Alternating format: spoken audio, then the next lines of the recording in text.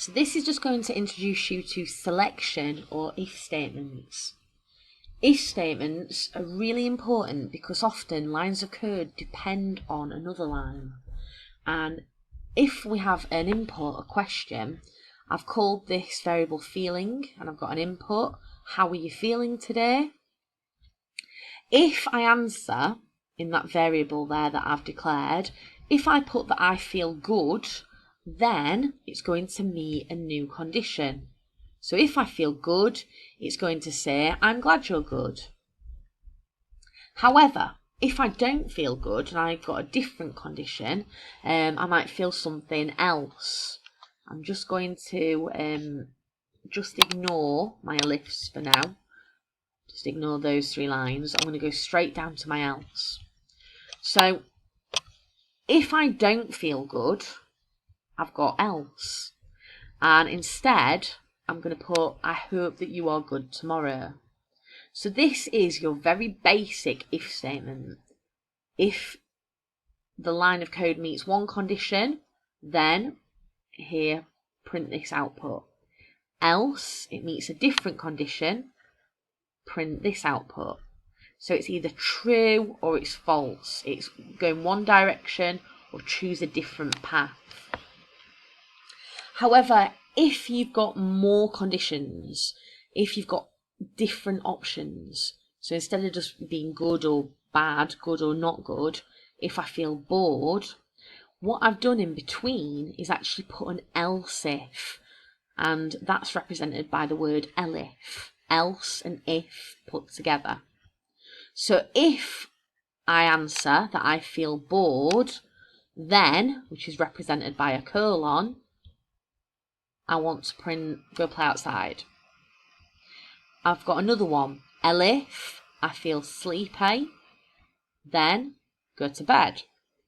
I can add as many of these elifs as I like. If I feel terrible, read a book. Each time we start, imagine there's a ruler. All these need to be in line. The if needs to be connected to all the elifs and to the else. Think about these if and else. You always need an if and an else. You can have as many elifs as you like in between, but we always start with an if and we always end with an else. Think of them as being married. They can't be separated. With our elif and the if and the else, whatever we put, if I'm just going to put okay this time, if I feel okay, then, which is a colon, the next line, you can see under each one there is a gap. It automatically indents it if you press enter. So you can see we've got an indent there, indent, indent. They're all indented on the next line. So you've got your if statement and then the next line indented. Elif, next line indented. Same for else. I'll play again. I've also used a double equals, and that's because a single equals is used for variables when I'm declaring a variable name. The double equals is when I'm saying what could be a possible answer for that variable. Do I feel good? Do I feel bored? Do I feel sleepy? Okay, so just be careful when it comes to text. So this is all written in strings. There's no numbers, no integers. It needs to be a double equals. So if I run it, how do I feel? I'm going to put that I feel good. I'm glad. Run it again. This time I feel sleepy. It's told me to go to bed. This time I'm going to choose something not in that list. I'm going to put that I feel ill. I'm poorly. What do you think it will, if you could make a prediction, what is it going to say? So it's displayed at else. So else's are really useful because they cover any other option. So you always need an else because you don't know what your user could enter. So else just covers you. It could be anything else. I'm just going to comment out that code, and then I'm just going to have a little look at using if statements with numbers, because that's slightly different. You'll see that we don't really use the double equals as much.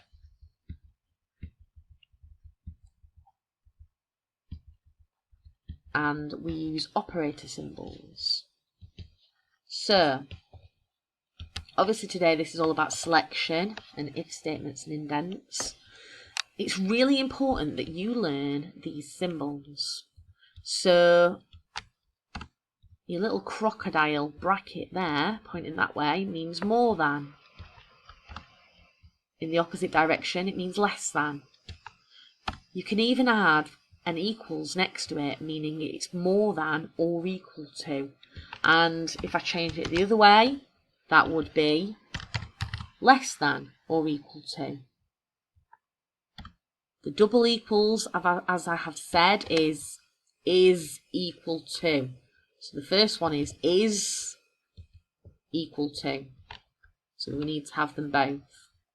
And not equal to is represented by an apostrophe before the equal sign. Sorry, not an apostrophe, exclamation mark. Right. So, just to show you, I'm just commenting that out, just to show you how it works. This time, I've entered a number, and you can see I've put an int for integer to show it's a number. And because of that, I've got two brackets there. I've ended with two brackets. If we pick a number, any number, if it's more than 10, then I want it to say it's a number bigger than 10.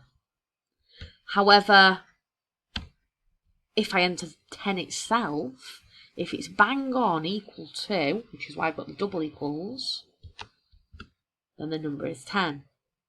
Else, it's not 10.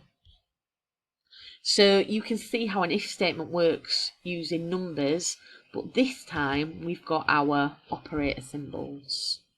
So is it more than, is it less than, is it equal to? I could add, I could have had another line in there, an elif, where it's not equal to, but my else actually does that for me. So, this is not going to work, so I forgot to comment that out. If I run it again, so please enter a number. So 45 is bigger than 10. This time, if I enter the number 9, what is that going to pop up saying? It should be less than 10. If I enter the number 10, predict what the next line will be. The number is 10. So you can see how if statements work. Does it meet one condition? What is going to happen if it's met that condition? Making sure whatever is on that line under the if is indented. Elifs, you can have as many as you like, or you might not have them at all. You might just literally have, I'll hide it with my hashtag. You might just have, is it one thing, else it's something else. So you might just have an if and an else. Have a go with if statements. I'm going to set you a challenge, and then in a second we'll actually go through the answer. So, this is your challenge. I want you to ask the user what the weather is like. Okay, so what is the weather? And if it's sunny, I want you to tell them to go outside. If it's raining, they need an umbrella. Spell umbrella correctly. And for any other weather, they can go inside for any other weather. If you want to have a go at pausing this video now, when you're ready, come back after you've had a go at coding it, and then you'll see the answer.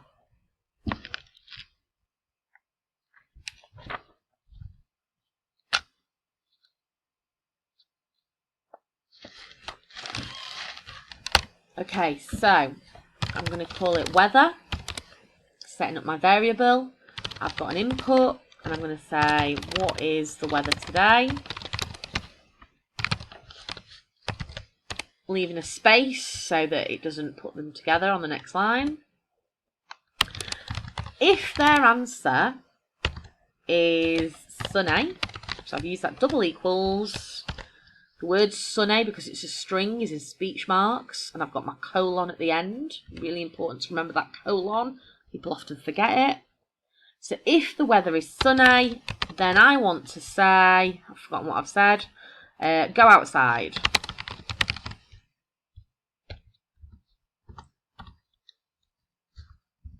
However, if it's a different kind of weather, if it's raining, those indents need to be together. I'm just going to comment out that code above because it's not happy that I've not finished my HTMLs properly. Bear with me 1 second. It's always important to comment out old code so that it doesn't impact on your new code.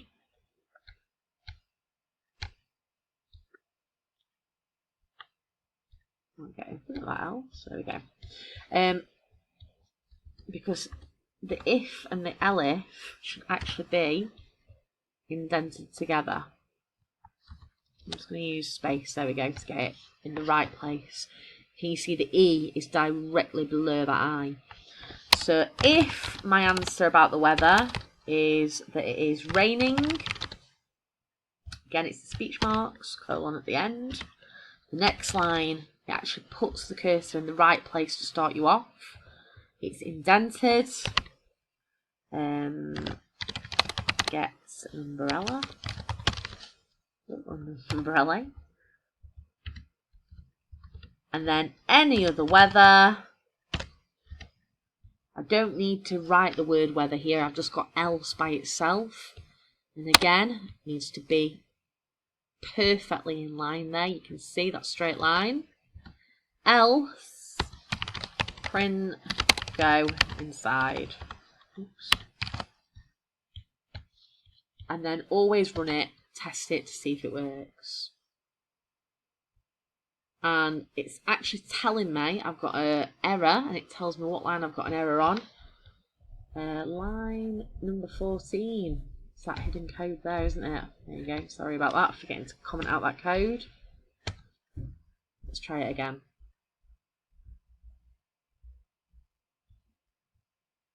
And it's actually moved everything on. So what I'm going to do is just take everything back, because it's saying, you see, indentation error. So it's just indented a little bit too much. So if I just go down and just take everything right back. So I'm just deleting one of the indents. Let's run it again. There you go. What is the weather today? It is raining. Get an umbrella. If I run it again, what is the weather like again? And this time I'm going to say that it is sunny. Go outside. So I hope you've managed to have a go at doing your own if statement. These are really good for doing quizzes. You could set up your own maths quiz where you have the question, and if they get the question right, tell them it's correct. See if you can have a go at setting up your own maths quiz.